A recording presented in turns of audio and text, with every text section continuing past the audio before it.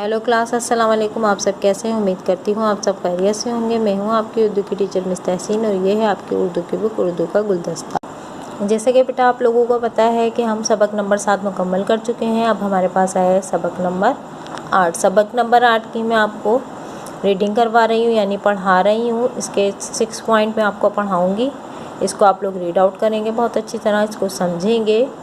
6 point मैं आपको इसके बाद पढ़ाऊँगी। फिर नेक्स्ट जो रह जाएगा हमारे पास रह जाएगी रीडिंग, वो नेक्स्ट डे पढ़ाऊँगी, ठीक है। अब हमारे पास देखिए आपको चैप्टर क्या नज़र आ रहा है, इब्तिदाई तिब्बी इमदाद।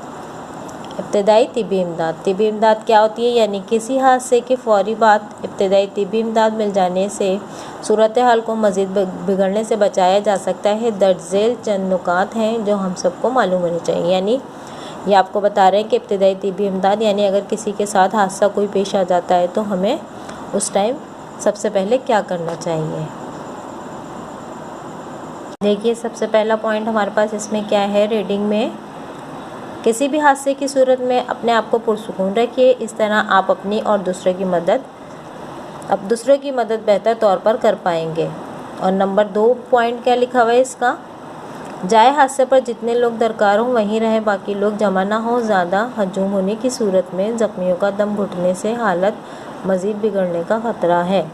यानी आपके पास पहला पॉइंट क्या नज़र आ रहा है इसके अंदर, यानी किसी भी हादसे की सूरत में अपने आप को ठीक रखिए, बिल्कुल पुरसुकून रहें ताकि आप अपनी भी मदद कर लें और दूसरे की भी मदद कर पाएँ। और अगर दूसरा पॉइंट उन्होंने क्या दिया है हमारे पास, जाए हादसा यानी कहीं पर भी आपके साथ हादसा हो जाता है तो वहाँ पर जितने भी लोग हों वहीं रहें और बाकी लोग जमा ना हो, ताकि ज़्यादा हजूम होने की सूरत में किसी की भी यानी तबीयत वगैरह ख़राब हो जाती है या ज़ख्म या किसी का एक्सीडेंट वगैरह हो जाता है तो वहाँ बहुत सारे लोग जमा हो जाते हैं। तो इन्होंने बोल रहा है अगर बहुत सारे लोग वहाँ जमा हो जाते हैं तो उस मरीज़ को दम घुटने का खदशा होता है। नंबर 3 पॉइंट देखिए हमारे पास क्या है, ऐसी चोट लगने की सूरत में जिससे खून बह रहा हो फौरी तौर पर खून रोकने की ज़रूरत होती है। छोटी चोट को हाथ से दबाकर खून रोका जाए और फिर पट्टी बांध दी जाए। तीसरा पॉइंट मैं एक दफ़ा फिर आपको पढ़ा रही हूँ, क्या था, ऐसी चोट लगने की सूरत में जिससे खून बह रहा हो फौरी तौर पर खून रोकने की ज़रूरत होती है। छोटी चोट को हाथ से दबाकर खून रोका जाए और फिर अपनी पट्टी बांध दी जाए।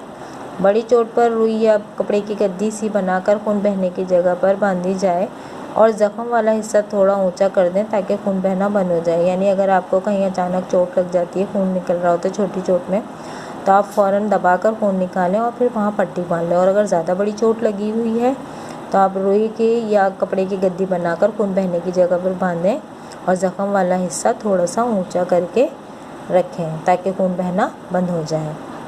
नंबर 4 पॉइंट है हमारे पास, हड्डी टूटने की सूरत में, यानी हड्डी का बताया अगर हड्डी टूट जाती है तो हम उसको कैसे ठीक कर सकते हैं। उस टाइम हमारे पास कोई चीज़ नहीं हो तो आप इस तरह से कर सकते हैं। कैसे करेंगे, हड्डी टूटने की सूरत में नहायत आराम से इस अज़ू को सीधा करें, फिर इस अज़ू के साथ ऊपर से नीचे तक लकड़ी की सपोर्ट हड्डी टूटने की सूरत में टेक देकर बांध दें। लकड़ी ना होने की सूरत में अगर बाजू है तो जिस्म के साथ सीधा करके बांधें और अगर टांग है तो उसे दूसरी टांग के साथ सीधा करके बांधें। यानी इसमें बताया है कि हड्डी टूटने की सूरत में अगर हाथ है या पाँव है तो लकड़ी की सपोर्ट देकर आप अपनी हड्डी को थोड़ा बहुत सही कर सकते हैं उसी टाइम के लिए। अच्छा, अब हमारे पास क्या है पॉइंट, नेक्स्ट पॉइंट है हमारे पास, हादसाती तौर पर पानी में डूबने वाले को चाहिए कि अपने हाथ पानी से ऊपर ना उठाए बल्कि अपने जिस्म के साथ सीधा रखे और पेट के बल खुद को पानी पर तैरता छोड़ दे। बार बार सर को पानी से निकाल कर लंबे सांस ज़रूर ले ताकि फेफड़े हवा से भर जाएं। 7वां पॉइंट है हमारे पास इसका क्या है, देखिए 7वां पॉइंट हमारे पास इसका, डूबते शख्स को बाहर निकालते ही इसे उल्टा लिटाकर इसका मुंह एक जानिब फेर दें। इसके बाद घुटनों के बल बैठकर अपने दोनों हाथ इसकी कमर के बीच के हिस्से पर रखें। अब अपने जिस्म का सारा जोर अपने हाथों पर डालें ताकि इसकी कमर पर जोर पड़े और फेफड़ों का पानी बाहर निकले। 2-3 सेकंड जोर देकर पीछे हट जाएं, फिर दोबारा इसी तरह करें। ये अमल यूं ही जारी रखें यहाँ तक कि वो शख्स सांस लेने लगे। यानी आपको क्या बताया इन्होंने, अगर कोई शख्स पानी में डूब जाता है तो आप किस तरह करें, और डूब के निकल जाता है तो किस तरह करना है आपको। ये आपको मैंने 7 पॉइंट इसके बहुत अच्छी तरह से पढ़ाए हैं। अब आप लोग भी पढ़ेंगे, इसको बहुत अच्छी तरह रीड आउट कीजिएगा। नेक्स्ट डे में आपको इसके 8 पॉइंट से दोबारा रीडिंग करवाने स्टार्ट करूँगी, और 8, 9, 10, 11 पॉइंट आप भी पढ़ के रखिएगा, और मैं भी आपको इसकी नेक्स्ट डे रीडिंग करवाऊँगी। रीडिंग करने के बाद फिर हम इसकी वर्किंग स्टार्ट करेंगे।